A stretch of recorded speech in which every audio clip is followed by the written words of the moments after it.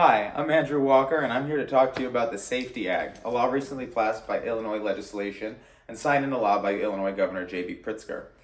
Now, this law attracted me because I saw on social media about this purge law and how Illinois is legalizing crime. Now, this raised a couple red flags for me, so diving in, I started to see that this was really about the bond system and the cash bail system.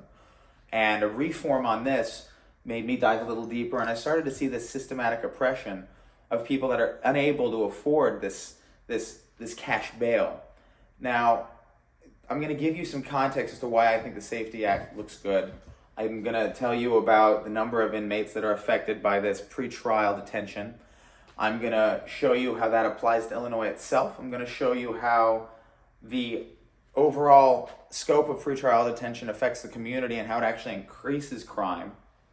I'm going to show you the financial burden on taxpayers, as all of this costs us more when you look at the culmination of pretrial detention costs, incarceration, cost per inmate, things like that. And then I'm going to tell you about the SAFETY Act itself.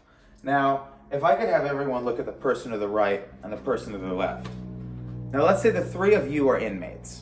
Well, the two people sitting next to you are there because of pretrial detention. They're there because they can't afford cash bail. Now, that 2 out of 3 applies to the 450,000 plus or minus inmates at any given day in the United States.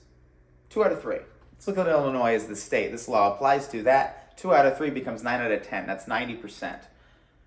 Now, that's staggering. Now, this is all according to Reichart, J. Gattens, A. Anderson, and in their examination of Illinois' national pretrial practices, detention, and reform efforts.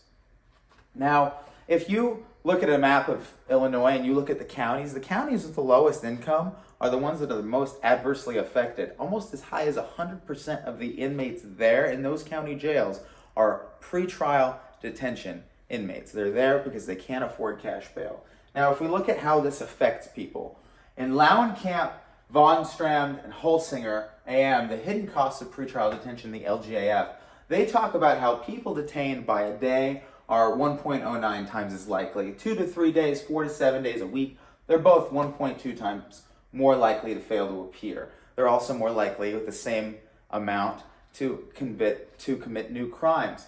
Now, when you look at that same population held 15 to 30 days, that likelihood increases to a factor of 1.41. In their research, they found that in every measurable area in criminal activity, there was an increase. In every area. This is directly because of the increase in pretrial detention. Now, why this is because when people are detained, they lose their jobs, they can lose their children, they can lose their homes. If they're renting, depending on their situation, this can put them in a worse scenario. So it's not a lack of wonder as to why there's new crime or as to why they fail to appear. There's things that they have to tend to. And so it culminates even worse so. And when you look at how this pretrial detention affects these people's court cases, right? Now, this is all according to Alexa Van Brunt and Lockie Bauman, toward a just model of pretrial release, a history of bail reform, and a prescription for what's next. Now, if you look at what pretrial detention directly leads to, as far as their court cases, it's 4 times more likely that they're going to be sentenced to jail. When they are sentenced to jail, those sentences are going to be 3 times longer on average. Now, let's say it's a little more serious. It's 3 times greater that they're going to be sentenced to prison. If they are sentenced, that sentence is going to be twice as long.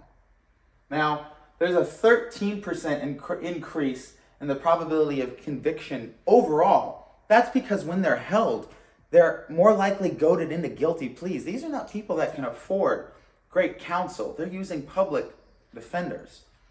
All of this results in higher operation costs, court costs, lab tests, probation expenses. This is a 41% increase over everything. Now, when you factor in the $143 per inmate cost, and you talk about the population I spoke about earlier, that's a $14 billion detention cost increase to taxpayers. That's just because of pretrial detention.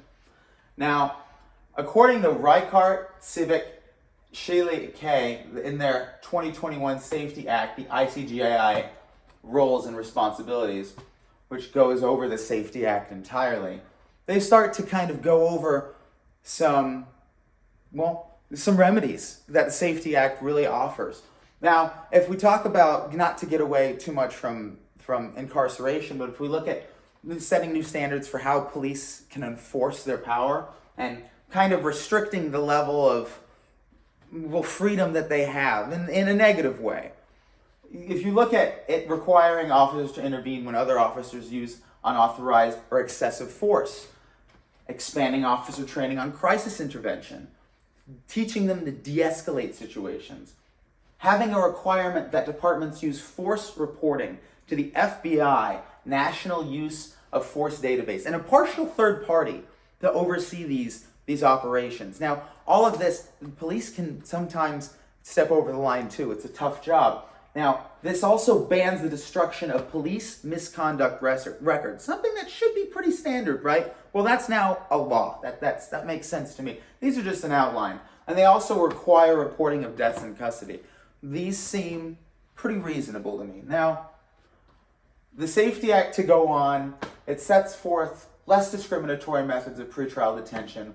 There's more likely release in the contingent offense, that they're not going to harm an individual, that the public or their risk of flight is not too high. They're making sure that the inmates that are there need to be there. It's not that all criminality is legalized.